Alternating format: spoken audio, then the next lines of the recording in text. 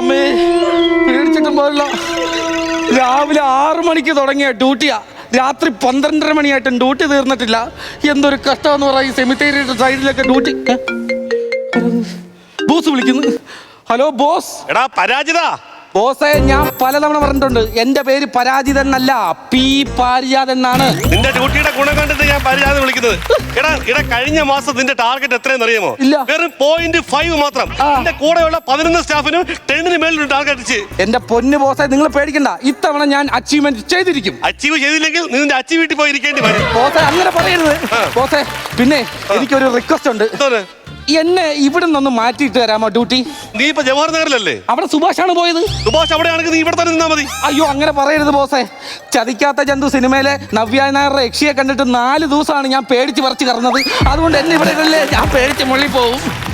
Hello ബച്ചാ boss. എന്ത് ചെയ്യുന്നു പറ. ക്യാച്ച് ആൻഡ് റൺ കമ്പനി കേൾക്കുമ്പോൾ വലിയ മൾട്ടിനാഷണൽ കമ്പനി ആയിട്ടൊക്കെ തോന്നും. ഒന്നുമല്ല, ക്യാച്ച് ആൻഡ് റൺ, പിടിച്ചു പറിച്ചുകൊണ്ട് ഓടുക. ചുരുക്കി പറഞ്ഞാൽ മോഷണം. എന്നിട്ട് ഞാൻ അതിയാനും കൊണ്ട് പകുതി ഷെയർ കൊടുക്കും. അതിന്റെ ഷെയർ അതിയാൻ എനിക്ക് തരും. അത്രേ ഉള്ളു മക്കളെ.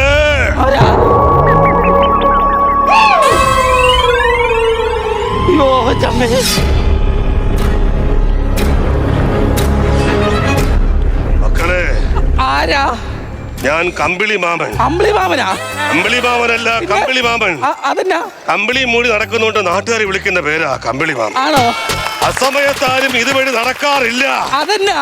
ദുരാത്മാക്കളുടെ സഞ്ചാര ഹൈവേ ആണ്. അയ്യോ, ആ കാണുന്നത് എന്താണെന്ന് അറിയാമോ? ഇല്ല. അത് ഐസ്ക്രീം പാർലർ അല്ല, പിന്നെ സെമിത്തേരിയാണ്.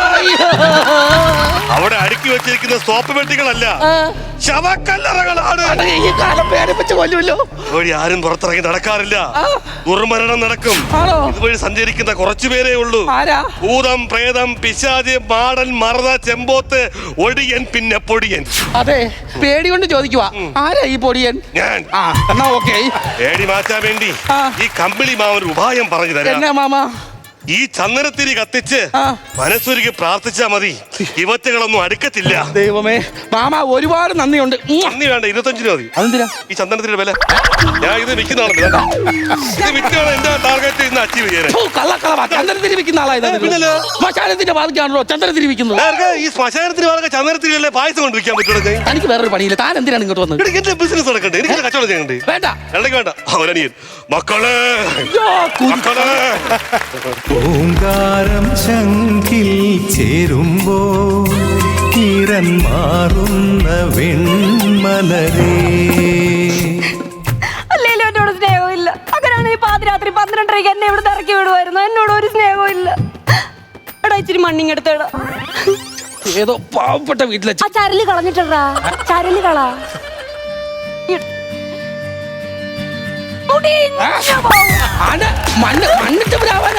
പിന്നെ നീ എന്താ വെച്ചാൽ കടല പറക്കാനാന്ന് വിചാരിച്ചോ? ഇത് ആരാണ് പ്രാവി? തന്നെയാണ്. നിന്നെയല്ല, എന്റെ കെട്ടിയോനെ. എന്തിനാ കെട്ടിയോനെ പ്രാകുന്നത്? സൈക്കിളില്ലേ? സൈക്കിളാ? പിന്നെ സൈക്കിളില്ലെന്ന് പറഞ്ഞു. സൈക്കിളില്ലടാ. അതിനാണോ ഈ കിടന്ന് കൊക്കിയത്? ഏതമ്പലത്തിൽ സ്വാമി നന്ദി ഇല്ലെന്ന് പറഞ്ഞു. അതാണോ പറഞ്ഞത്? എന്റെ വീട്ടിൽ എനിക്കൊരു സ്വാതന്ത്ര്യം ഇല്ലെന്ന്. എന്നെ ഞാനൊരു ഭാര്യയല്ലേ, ഒരു കല്യാണം കഴിഞ്ഞ ഒരു സ്ത്രീയല്ലേ? ഇങ്ങനെയാണോ എന്നോട് പെരുമാറുന്നത്? എങ്ങനെ? എന്നെ അയാള് ഒരു തത്തയെ പോലെ നോക്കുന്നത്. അതിനാ നിങ്ങൾ വയമ്പ് തിന്നു? ഒരു കൂട്ടിലിട്ട കിളിയെ പോലെ അങ്ങനെ നോക്കുന്നേന്നാ പറഞ്ഞത്. കിട്ടണില്ല എനിക്ക്. എനിക്കങ്ങ് സങ്കടമാടാ. എന്റെ ഭർത്താവിനെയും കൊണ്ട് എനിക്ക് ജീവിക്കാൻ പറ്റത്തില്ല. എന്തു പറ്റി? നിന്റെ ഭർത്താവ് നിന്നോട് ഇങ്ങനെ കാണിച്ചാ നീ എന്തോ ചെയ്യും? ഞാനല്ലേ ഭർത്താവ്? അല്ല, നീ നിന്റെ ഭാര്യയോട് ഇങ്ങനെ പെരുമാറുമോ? എങ്ങനെ പെരുമാറും? ഇല്ല, ഒരിക്കലും ഒരു ലോകത്തുള്ള ഒരു ഭർത്താക്കന്മാരും ഒരു ഭാര്യയോട് ഇങ്ങനെ പെരുമാറത്തില്ല. ഇവര് വന്നിട്ട് എന്നാക്കി പറഞ്ഞു കാര്യം? സൈക്കോയാണോ? സൈക്കോ. അതിന് അങ്ങനെ പറയാൻ കാരണം, കഴിഞ്ഞ ദിവസം രാത്രി ഞാൻ കിടന്ന് ഉറങ്ങിയപ്പോ എന്റെ തലയിൽ അരിപ്പൊടി കൊണ്ട് വരച്ചു വെച്ചേക്കുന്നു. അതെന്തിനാ? എന്തിനാന്ന് ഞാൻ ചോദിച്ചപ്പോ അങ്ങാര് പറയുക പേന് വഴി കാണിച്ചു കൊടുക്കുവാന്ന്. എന്റെ ദൈവമേ. ഇത് മാത്രമല്ലെന്ന്, കഴിഞ്ഞ ദിവസം മച്ചിലിരുന്ന പല്ലിയെ പിടിച്ച് പച്ച പെയിന്റ് അടിച്ച് ഓന്തിന്റെ കൂട്ടി കൊണ്ടുവന്ന് വെച്ചു. ഇപ്പൊ അവിടെ വലിയ വിഷയം നടക്കുവാടാ. എനിക്കറിയത്തില്ല, ഞാൻ ആ വീട്ടിൽ നിന്ന് ഇപ്പൊ ഇറങ്ങി പോരുവാ. എനിക്ക് വയ്യ. എനിക്ക് ഭയങ്കര വിഷയമാണ്. ഭയങ്കര വിഷയം. അത് കൊള്ളാം. വീട്ടിൽ നിന്ന് ഇറങ്ങി പോന്നപ്പോ വീട്ടിൽ ആടിനെ കൂടെ അയച്ചോണ്ട് പോന്നു. ആടല്ല, എന്റെ കെട്ടിയാന്ന് ശബ്ദമാ കേൾക്കുന്നേ. വരുന്നു. ശരിയാന്നല്ലോ.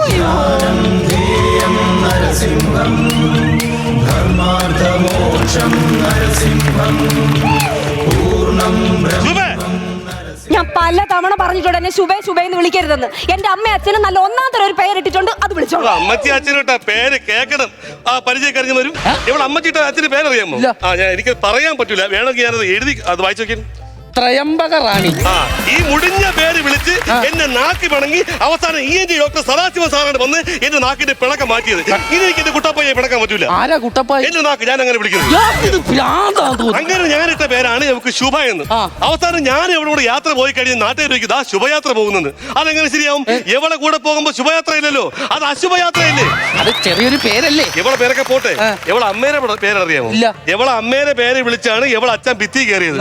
തീർന്നു പോയത്. അതെന്ത് പേരാ? പറഞ്ഞു മൃണാളിനി അഡ്രസ് പറഞ്ഞത് ഞരമ്പ് പിടച്ച് ഇടിമിന്നൽ പോലെയാണ് പോയിരിക്കുന്നത്. കുറ്റം പറയാൻ പറ്റില്ല, അങ്ങനത്തെ പേരാ. എടാ നീ എന്ത് അറിഞ്ഞിട്ടാ ഈ പറയുന്നേ? എടാ ഇങ്ങനെ സ്വഭാവത്തെ പറ്റി നിനക്കറിയത്തില്ല, നീ എന്നോട് ചോദിക്ക്. എന്താണ് നിങ്ങൾ തമ്മിലുള്ള പ്രശ്നം? അതെ ഞാൻ പറഞ്ഞു. എടാ കല്യാണം കഴിച്ചതേ ഇങ്ങനെ എന്നോട് കള്ളത്തരം പറഞ്ഞിട്ടാ. എടാ ഇയാൾ എന്നോട് പറഞ്ഞത് ഇയാൾ നിവിൻ പോളിയുടെ ബന്ധുവാന്ന് പറഞ്ഞ എന്നെ കെട്ടിയത്. ആണോ ഏട്ടാ? നിവിൻ പോളി നമ്മുടെ സ്വന്തക്കാരനാണ്. എങ്ങനെ? എന്റെ വീട്ടിലെ പട്ടിയില്ലേ, അതിന്റെ അനിയത്തി പട്ടിയാണ് നിവിൻ പോളി വീട്ടിൽ കിടക്കുന്നത്. അങ്ങനെ ഒരു ബന്ധമാണ്. ഇതൊക്കെ ഒരു ബന്ധമാണോ? ഇതൊക്കെ പിന്നെ പട്ടി ബന്ധം. എന്റെ പൊന്നെ, ഇയാൾക്ക് എന്താ കാര്യമായിട്ട് അതുകൊണ്ട് കേട്ടോ. അത് തന്നെ ഞാൻ പറഞ്ഞത്. കല്യാണം കഴിഞ്ഞ ആദ്യത്തെ ദിവസം സന്തോഷത്തോടെ ഞാൻ ഇങ്ങാരുടെ അടുത്ത് എന്ന് പറഞ്ഞു, ചേട്ടാ ആസിഫ് അലിയുടെ അച്ഛനെ എനിക്ക് നല്ല പരിചയം ഉണ്ടെന്ന്. പിറ്റേ ദിവസം രാവിലെ ഇങ്ങനെ RC പള്ളിയിലെ അച്ഛനോട് ചോദിക്കുവാ എന്റെ ഭാര്യയായിട്ട് നിങ്ങൾക്ക് എന്തോ ബന്ധമെന്ന്. ചൂട് കാച്ചിൽ ബാക്കിയായിട്ട് ചവച്ചോണ്ടല്ലേ ഈ പേര് പറഞ്ഞു. എനിക്ക് മനസ്സിലാവാത്ത. അപ്പൊ നിങ്ങളുടെ കയ്യിലും കുറ്റമുണ്ട്. എന്റെ കയ്യിലെന്തോ കുറ്റമായടാ? ഈ പറയുന്ന കാര്യങ്ങളൊന്നും ഇങ്ങനെ മനസ്സിലാക്കുന്നില്ലടാ. എടാ കല്യാണം കഴിഞ്ഞ് ചെന്ന് കുറച്ച് ദിവസം കഴിഞ്ഞപ്പോ എനിക്ക് വലിയൊരു സംശയം. ഞാനിതിങ്ങനെ ശ്രദ്ധിച്ചു. ഇയാളുടെ അച്ഛൻ വീട്ടിനകത്ത് കയറുമ്പം ഇങ്ങാര് പുറത്തിറങ്ങും, ഇങ്ങാര് വീട്ടിനകത്ത് കയറുമ്പം അച്ഛൻ പുറത്തിറങ്ങും. 2-3 ദിവസം കഴിഞ്ഞപ്പോ എനിക്ക് ആ സത്യം മനസ്സിലായി. എടാ രണ്ടുപേർ കൂടെ ഒരു ഒറ്റ ലുങ്കിയുള്ളടാ ഇവർക്ക്. അതിന് മേടിക്കാൻ വേണ്ടി അമ്മച്ചി മുണ്ടും പാന്റൊക്കെ എടുത്ത് ആക്രിക്ക് വിറ്റു. ഈ ഭയങ്കര ആഡംബര പ്രിയനാകണ്ട. നിന്റെ വീട്ടിലെ സംഭവം എനിക്കും അറിയാം. എടാ എവളെ വീട്ടിലെ കോളിംഗ് ബില്ല് എന്താണെന്ന് അറിയാമോ? ഇല്ല. മച്ചിൽ കിടക്കണ പല്ലിയെ പിടിച്ച് വീടിന്റെ ഫ്രണ്ടിൽ കെട്ടി നോക്കിയിടും. ആരെങ്കിലും വന്നു കഴിഞ്ഞാൽ പല്ലി ഇത് കേൾക്കണം. എവളെ അമ്മ പോയി വാതിൽ തുറക്കും. ഇതാണ് ഇവളെ കോളിംഗ് ബില്ല്. നാണമുണ്ടോ? കല്യാണം കഴിഞ്ഞിട്ട് 3 വർഷമായിടാ. 3 വർഷം. ഈ 3 വർഷത്തിനിടയ്ക്ക് എത്ര ആഘോഷങ്ങൾ വന്നു, ഒന്നും ഇയാൾ നമ്മളുമായിട്ട് ആഘോഷിച്ചിട്ടില്ല. എടാ ഒരു വാലന്റൈൻസ് ഡേ വന്നു, ഒരു റോസ് ഡേ അന്ന് ഇയാൾ എനിക്കൊരു റോസ് തന്നിട്ടില്ല. ചോക്ലേറ്റ് ഡേ അന്ന് ഇയാൾ എനിക്ക് ചോക്ലേറ്റ് തന്നിട്ടില്ല. ഒരു ടെഡി ഡേ അന്ന് ഇയാൾ എനിക്ക് ഒരു ടെഡി ബിയർ തന്നിട്ടില്ല. പക്ഷെ ഒരു വുമൻസ് ഡേ അന്ന് ഇങ്ങാര് പോയി ഒരു പെണ്ണിനെ വിളിച്ച് വീട്ടിൽ കൊണ്ടുവന്നു. എന്റെ കയ്യിൽ കിട്ടിയ സാധനമല്ലേ എനിക്ക് കൊണ്ടുവരാൻ പറ്റും. പക്ഷേ ശിശുദിനം ഞാൻ ഒരിക്കലും മറക്കാറില്ല. എന്നെ കൊണ്ട് കൂടുതൽ വർത്താനൊന്നും പറയരുത്. ഈ ഇടയായിട്ട് ഇയാൾ ആരുമായിട്ടോ സംസാരിക്കുന്നുണ്ട്. എനിക്ക് നല്ല സംശയം. ഏതോ ഒരു പെണ്ണുമായിട്ട് നിങ്ങൾ സംസാരിക്കുന്നുണ്ട്. എടാ വാട്സപ്പിൽ എപ്പോഴും ഒരു പെണ്ണ് മെസ്സേജ് അയക്കുക, ഭാര്യ എടുത്തുണ്ടോ ഭാര്യ എടുത്തുണ്ടോ. എന്തോ അതിന്റെ അർത്ഥം? ഭാര്യ ഉള്ളപ്പോ അവിഹിതത്തിന് പോയത് അനുഭവം കൊണ്ട് പറയാണ്. അടിച്ച് പൊട്ടിക്കും ഞാൻ. ഉള്ള മൈക്രോ ഫിനാൻസുകാരെ മൊത്തം ലോൺ എടുത്ത് കൂട്ടി, എന്നിട്ട് അടയ്ക്കൂല. അവർ വിളിച്ച് അവള് ഫോൺ എടുക്കൂല. അവസാനം അവർ എന്നെ വിളിച്ചിട്ട് ചോദിക്കും, ഭാര്യ എടുത്തുണ്ടോ ആ പൈസ കൊണ്ടുവരാൻ പറയൂ, ഭാര്യ എടുത്തുണ്ടോ. പറയാൻ പറ്റില്ല ചേട്ടനെ കുറ്റം പറയാൻ പറ്റത്തില്ല. ഇവിടെ ലോകത്ത് ഒരു ഭർത്താവ് ഒരു ഭാര്യയെ കുറിച്ച് പറയാൻ പാടില്ലാത്ത ഒരു കാര്യം ഞാൻ നിന്നോട് പറഞ്ഞുതരാം. എന്നെക്കാട്ടും ഇഷ്ടം ആ ഭാർഗവനെയാണ്. ആണോ ചേച്ചി? ആയിരുന്നു. ദൈവമേ, ഭർത്താവിന്റെ മുന്നിൽ വെച്ച് പറയുന്നത് ആയിരുന്നു. അവള് പറയും, സത്യമാണത്. ഒരു ദിവസം ഞാൻ വീട്ടിൽ കയറി വന്നപ്പം എവള് ഭാർഗവന് വെള്ളം കൊടുത്തിട്ട് തലയിൽ ഇങ്ങനെ തടവുന്നു. ആണോ? അതെന്തോ നെറുകെ പോയത് ഇങ്ങനെ തട്ടി കൊടുത്താടാ ഞാൻ. ഭർത്താവിന്റെ മുന്നിൽ വെച്ചോ? നാണം കെട്ട സ്ത്രീ. അത് ഞാൻ ക്ഷമിച്ച്. പിറ്റേന്ന് ഞാൻ വീണ്ടും വന്നപ്പോ എവള് കട്ടിൽ കിടക്കുന്നു, തൊട്ടപ്പുറത്ത് ഭാർഗവൻ. തിങ്കൾ ഇത് നോക്കി നിന്നാ അടുക്കള കയറി ഒരു കത്തിയെടുത്ത് ഭാർഗവന്റെ കഴുത്തൊക്കെ ഒരു ഒറ്റ വിട്ട് ഒന്ന് കളഞ്ഞാ തീർന്ന്. കേസാവൂലേ? കേസായില്ല, തെളിവ് നശിപ്പിച്ച്. എങ്ങനെ? ഞാൻ ഭാർഗവനെ കറി വെച്ച് തിന്നു. കറി വെച്ച് തിന്നാ? എന്റെ പൊന്നു നരഭോജി, കറി വെച്ച് തിന്നെന്ന് അവള് തിന്നല്ലോ. തിന്നാ? കുരുമുളക് ഇട്ടാ എനിക്കിഷ്ടം. ലജ്ജിക്കൂ കേരളമേ, ലജ്ജിക്കൂ. ഒരു ഭാര്യയുടെ കാമുകരെ ഭർത്താവ് കറി വെച്ച് തിന്നു കളഞ്ഞേക്കുന്നേ. ഭ്രാന്താണോ? എടാ ഞാൻ സ്നേഹിച്ച് വളർത്തിയ ഞങ്ങളുടെ വീട്ടിലെ ടർക്കി കോഴി എങ്ങനെ കൊന്ന കാര്യമായി പറയുന്നത്. ടർക്കി കോഴിയുടെ പേരാണ് ഭാർഗവൻ. ഞാൻ വല്ലതും വിളിച്ചു പറഞ്ഞാൽ കുറിപ്പ്. ഇതാണ് നിങ്ങളുടെ നടക്ക് ഇങ്ങനെ നിന്ന് പറയാൻ എനിക്ക് പറ്റത്തില്ല. നിങ്ങളുടെ നടക്കൊരു മുസ്തഫയാവാൻ എനിക്ക് പറ്റത്തില്ല.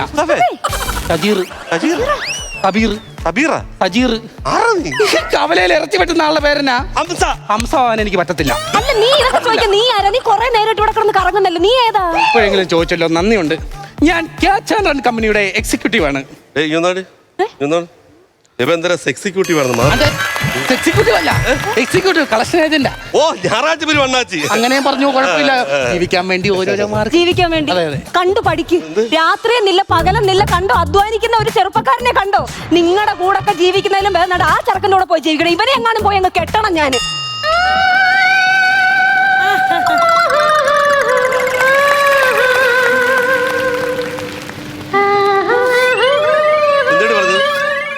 ജീവിക്കുന്നതിലും ഭേദം ഇയാളെ അങ്ങ് നീ എന്താണ് കെട്ടണം. പറഞ്ഞത്?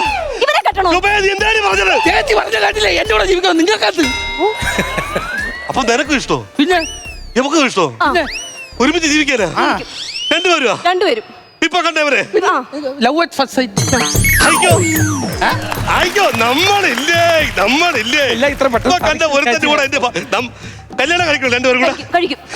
എടാ ഇത്ര ഗതികെട്ടിന് പുറത്താ കൂടെ കാണണ കാണൂല, നിങ്ങൾ മാത്രമേ കാണുള്ളൂ. ജീവിച്ചോ. ആ, അതെ. പക്ഷെ ഒരു കാര്യമുണ്ട്, എന്താണ്? നിങ്ങൾ ഒരുമിച്ചുള്ള ഫോട്ടോ എടുത്ത് വെക്കും. എന്തിന്? നാളെ നീളെ കൊണ്ടല്ലോ കൊക്കയില വല്ല പുഴയില എറിഞ്ഞ് കൊന്നു കഴിഞ്ഞല്ലേ അത് എന്റെ മണ്ടയ്ക്ക് വരും. ചേർന്ന് നിൽക്കടി, അത്ര ഗതികേട് എനിക്കില്ല. ചേർന്ന് നിൽക്കടി. വാ, വാ, എട്. തോളിക്കൈയിട്, തിരിച്ചോട്ടില്ലേ എടുത്തേ എടുത്ത്. എടുത്തേ. പിന്നെ ഹലോ, വേറൊരു കേസ്. എനിക്ക് അമ്മേനെ ഒന്ന് വിളിച്ചോട്ടെ. ഹലോ അമ്മേ, അമ്മയുടെ പുതിയ മരുമോള് വീട്ടിലോട്ട് ലാൻഡ് ചെയ്യുന്നുണ്ട്. പഴയ മരുമോളോ, അവളെടുത്ത് കെഞ്ചിക്കളാ. കഴിഞ്ഞ 2 ആഴ്ചയായിട്ട് നിന്റെ മേക്കപ്പ് സാധനങ്ങൾ വീട്ടു സാധനങ്ങൾക്കാണ് 20,000 രൂപ കടമായിട്ടുണ്ട്. ആ പൈസ എനിക്കിപ്പോ വേണം. എന്നോട് ചോദിച്ചാ എന്റെ ഭർത്താവിനോട് ചോദിക്കൂ. വാങ്ങിച്ചതാ. ഞാനെന്തിനു കൊടുക്കണം? 20,000 എടുത്തു കൊടു, നമുക്ക് ജീവിക്കണ്ടേ? ഞാനെന്തിനു വരണം? 20,000 ഭാഗ്യക്ക് കൊടുക്കാനുള്ള പൈസ 20,000 എന്തിന്റെ പെണ്ണ് തനിക്ക് തരണം? തന്നില്ലെങ്കിൽ നിങ്ങൾ രണ്ടുള്ള ഫോട്ടോ ഞാൻ ഫേസ്ബുക്ക് ഇട്ടിട്ട് ഞാൻ പറയും എന്റെ ഭാര്യ അവ തട്ടിക്കൊണ്ടുപോയെന്ന് പറയും. തെളിവില്ലല്ലോ, ആര് സാക്ഷി പറയും? അവള് സാക്ഷി പറയും. ആര്? അവള്. എന്റെ ഭാര്യ. നീ സാക്ഷി പറയും. ഞാൻ സാക്ഷി പറയും. സാക്ഷി പറയുന്നു. അയാളുടെ അടുത്ത് നീ എന്നെ തട്ടിക്കൊണ്ട് പോയാന്ന് ഞാൻ സാക്ഷി പറയും. ഓഹോ, 20,000 രൂപ എടുത്തോട്. അപ്പൊ രണ്ടുപേരും കൂടെ അറിഞ്ഞോണ്ടുള്ള പരിപാടി ഇതല്ലയോ? പൈസ തട്ടിക്കാനായിട്ട് 15,000 രൂപ തരൂല. 10,000 ഇല്ല. 5,000 ഇല്ല. 2,000 ഇല്ല. എടാ നെറ്റ് ചാർജ് ആർക്കും അയച്ചു കൊടുക്കാൻ 350 രൂപ ചാർജ് ചെയ്യുന്നതാണേ. എന്റെ പൊന്നു കൂട്ടുകാരാ, എന്റെ 10ന്റെ പൈസ ഇല്ല. നിന്നെ കണ്ട ഒരു കുറവില്ല. എക്സിക്യൂട്ടീവ് ഒക്കെ പറഞ്ഞു ഇൻസൾട്ട് ചെയ്യുന്ന കണ്ടാണോ? എന്റെ പൊന്നു കേട്ടാ, ഈ ഷർട്ടിന്റെ താരോട്ട് 3 ബട്ടൺസ് പൊട്ടിക്കിടക്കുക. അത് നാട്ടുകാർ കാണാതിരിക്കാൻ വേണ്ടി ഞാൻ ഇൻസൾട്ട് ചെയ്തിരിക്കുന്നത്. അകത്ത് കയറ്റി വെച്ചേക്കുന്നത്. എന്ത് കാര്യത്തിന് ഇവന്റെ മുമ്പിൽ കിടന്ന് ഈ ഡ്രാമ കളിച്ച് അവന്റെ ഒന്നും ഇല്ലെന്നാ ഇവൻ പറയുന്നത്. എന്ത് ചെയ്യുമ്പോ എനിക്കൊരു കാര്യം മനസ്സിലായി. നമ്മളല്ല ഒരു ഗ്യാങ്ങിൽ തന്നെ ഉള്ളവരാ. ക്യാച്ചറൻ കമ്പനി എന്ന് പറഞ്ഞാൽ എന്തുവാ? പിടിച്ചു പറിക്കാ ഓടുക. നീ കാണാ പിന്നെ നിങ്ങൾ ഹണി ട്രാപ്പല്ലേ? അതെ, അതെ. എനിക്കത് മനസ്സിലായിരുന്നു. നമ്മൾ ഒരു ഏരിയയിൽ എങ്ങനെ വന്ന് എനിക്ക് മനസ്സിലാവുന്നില്ല. നമ്മൾ എല്ലാരും കൂടെ ഈ ഒരു സ്ഥലത്ത് എങ്ങനെ വന്നു? ഇപ്പൊ വേറെ എങ്ങോട്ടേലും പോകാല്ലേ? ഇല്ല, വേറെ എങ്ങോട്ടേലും പോവാ. അതല്ലേ ഇതേ ഈ ഏരിയ വരല്ലേ ഞാനിവിടെ വന്നേ ഉള്ളൂ. ഞങ്ങൾ അല്ല, ഇത് ഞങ്ങളുടെ ഒരു സ്ഥിര ഏരിയ ആയിരുന്നു. ഞാൻ ആ താഴത്തെ ഞങ്ങളിത് പാരമ്പര്യമായിട്ട് തന്നെയാ. പാരമ്പര്യം ആ, ആദ്യം നമ്മുടെ നീ ആദ്യം ഒരു ആളെ ചന്ദനത്തിൽ വിൽക്കാവുന്നില്ലേ? ആ. അതാരെന്ന് വിചാരം? ആരാ? എന്റെ അച്ഛനാ. അച്ഛനല്ലേ പറയാ നീ ഇവിടെ നിൽക്കുന്നത്. ഇതില് ഭയങ്കര ട്വിസ്റ്റ് ഒക്കെ ഉണ്ട് കേട്ടോ. ഞങ്ങളൊരു വലിയൊരു ശൃംഖല ആണല്ലേ? ഞാൻ എന്റെ ഡ്യൂട്ടിക്ക് ഇറങ്ങിയോട്ടെ. ചേട്ടാ, ഇതോ ആ ബസ് സ്റ്റോപ്പിൽ 3 പേര് ഇരിക്കും. നമുക്ക് അങ്ങോട്ട് പോയാലോ? കൊണ്ടുവിടാം. അയ്യോ, എന്നെ ഈ പാതിരാത്രി വേണ്ട മനുഷ്യ ഇറക്കി വിട്ട് ഞാൻ എന്തോ ചെയ്യും? എവിടെയെങ്കിലും വെച്ച് കാണാം കേട്ടോ. ഓക്കെ. ശുഭേ, എന്റെ ശുഭേ. ജീവിക്കാൻ വേണ്ടി മനുഷ്യന്റെ ഓരോ കഷ്ടപ്പാടുകളെ. Boss, hello boss. ബോസ്, ഞാൻ എന്റെ ടാർഗറ്റ് അച്ചീവ് ചെയ്തിരിക്കുന്നു. അച്ചീവ് ചെയ്തോ? ആ. എങ്ങനെ?